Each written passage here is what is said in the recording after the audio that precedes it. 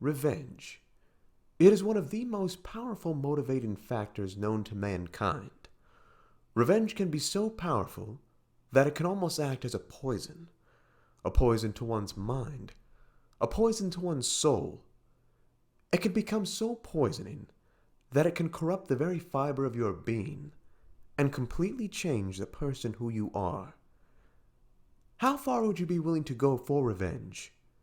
And what power would you seek to get your revenge?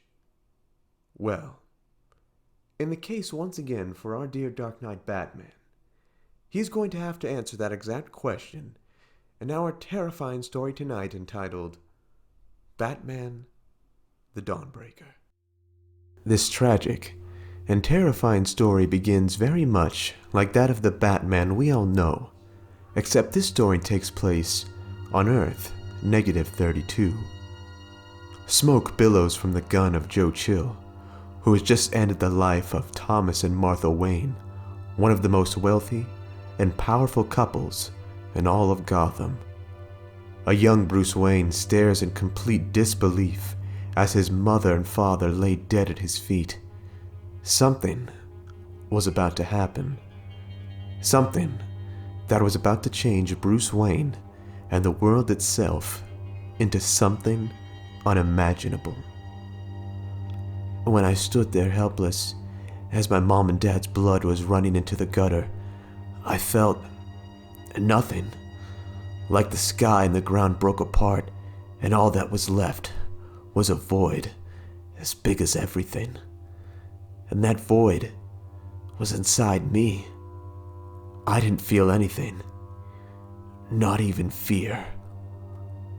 Due to this ability to overcome fear in this otherwise terrifying situation, a Green Lantern ring suddenly appears to bestow upon the young Bruce Wayne its power. Bruce had no idea what the ring or the Green Lantern Corps was, and nor did he care. All he cared about in this moment was revenge. Revenge on the man who took his parents from him. Bruce placed on the ring and gained the incredible power of a Green Lantern. He flew down to where Joe Chill was as he counted the money that he took from the now deceased Thomas Wayne. Chill was terrified at the sight of the Green Lantern in front of him and offered him the money back that he stole. Bruce declared he was no longer helpless and demanded for his ring to kill Joe. The ring, being a weapon of virtue and will, would not allow such lethal force to be enacted. Error. First law of the Green Lantern Corps. Lethal force not permitted. I don't care. Do what I say. Error. Willpower at 117%. He deserved to die. Error. Willpower at 181%. Error. Willpower at lethal force enabled. A blinding beam of power and hatred erupts from Bruce's power ring as it completely disintegrates Joe Chill before his very eyes. Bruce's concentration and willpower was so great that it overpowered the might of a Green Lantern ring and permitted him to kill something thought long impossible. The man who took his very life from him was gone. Bruce then flies back to the lifeless bodies of his parents and attempts to use his ring to bring them back. Suddenly, their bodies begin to contort and rise up, crooked, zombified forms, and exclaim with their last breaths that they loved their son. Bruce's ring could do many things, but bringing back the lives of his loved ones was not one of them. Bruce rockets off in anger and sadness and expresses just how helpless and alone he feels at this dark time. Bruce then begins to use his Green Lantern ring to act as a hero, working with the Gotham police to take down criminals who threaten the city. However, the longer he protected Gotham, the more ruthless and brutal he became with his treatment of criminals. This began to put him at odds with Police Commissioner Gordon, who began questioning Bruce as to the whereabouts of the Penguin.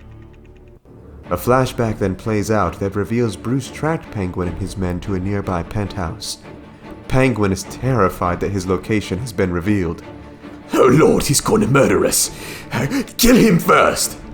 Penguin's men begin to open fire on Bruce, when suddenly he calls out to his ring, which initiates a blackout.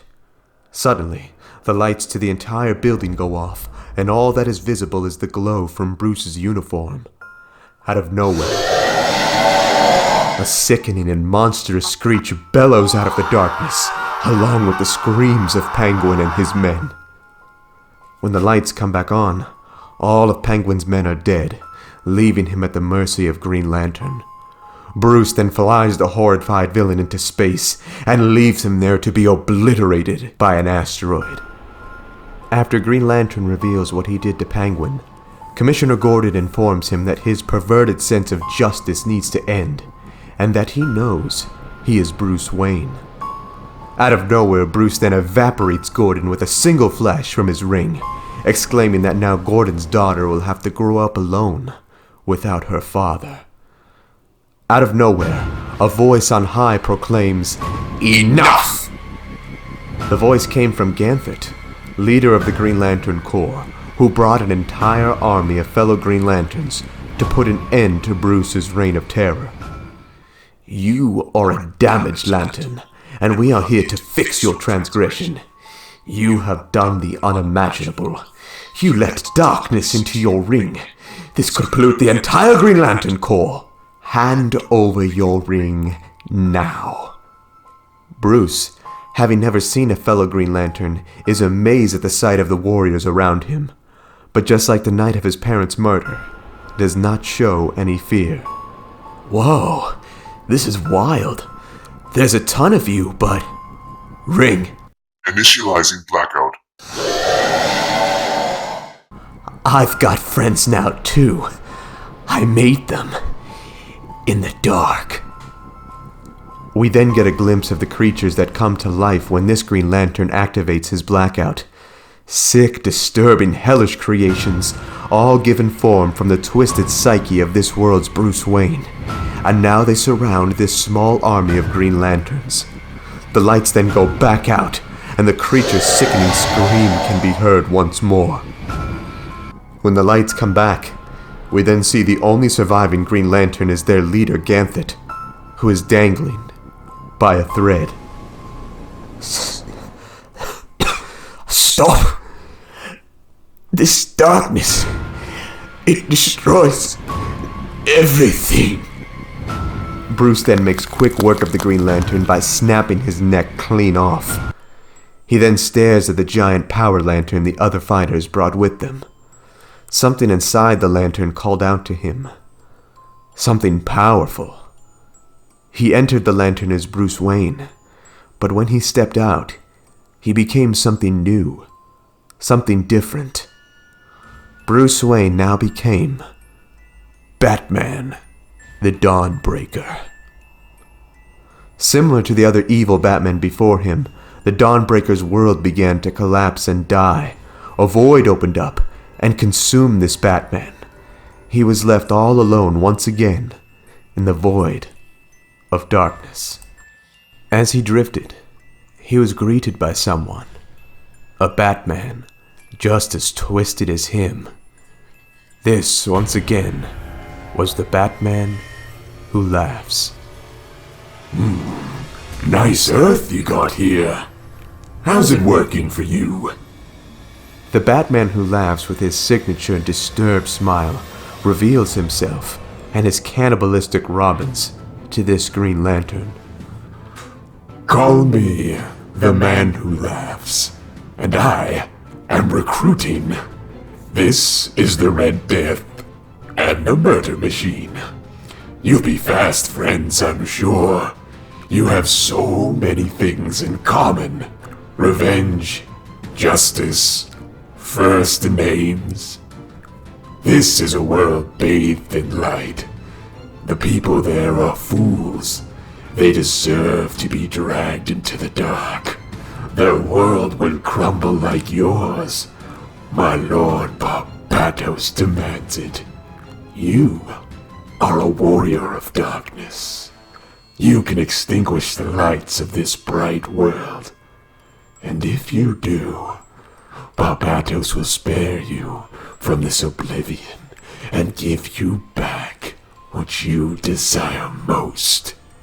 Your parents back alive. All my lord demands is your obedience. Will you kneel or will you die? Bruce, just like the Red Death before him, happily obliges to join this team of evil Batmen on their quest to flood the other universes with darkness, all in an attempt to bring his parents back and inflict the same pain and grief on others that he feels inside. Man, I just want to know, how do the writers think up this kind of stuff? Yo, what is up, guys? Adam Mc80 here with Mc80s Entertainment. I know, throwing my name to the end of the video this time, it's weird. Wanted to do a different style video this time. I really hope you guys like this one. I spent a lot of time editing this. I had a lot of fun, and I hope you had just as much fun watching it and listening to it. Be sure to let me know in the comments below what you thought of this. Any critiques on the channel, anything that you want to see me improve on, anything that you want to see me add, and are there any comics that you want me to do dramatic readings of like this in the future? I like doing like the creepier style ones, kind of like the what if scenarios for the different superheroes, especially Batman. Batman's just so cool. For those of you wondering where exactly this comic came from, like I said, the title before is called Batman the Dawnbreaker, and it's from the Dark Knight's Metal line of comic books. It's all a bunch of different scenarios of evil Batman from different universes, so if you want to check them out for yourself, I strongly would recommend that. There's panels and text and everything that I actually left out of this video, and I actually left out the parts of the story because all of these stories of the different Batman all kind of wrap together into one overall story, and I've actually left those parts out just so you can go out and actually buy the physical copies of the comic. So I'd strongly recommend that to support the writers and to support the comic industry in general, because hey, it's always good to have a book in your hand, whether it's a regular book or a comic book. Yes guys, thank you guys so much again for watching. Be sure to like and subscribe to the channel, and be sure to leave a comment below on what you thought, and also be sure to smash that bell below so that way you get all the latest notifications from Mc80s Entertainment. This has been Adam Mc80 with Mc80s Entertainment, and I will see you guys in the next one. God bless, and catch you later.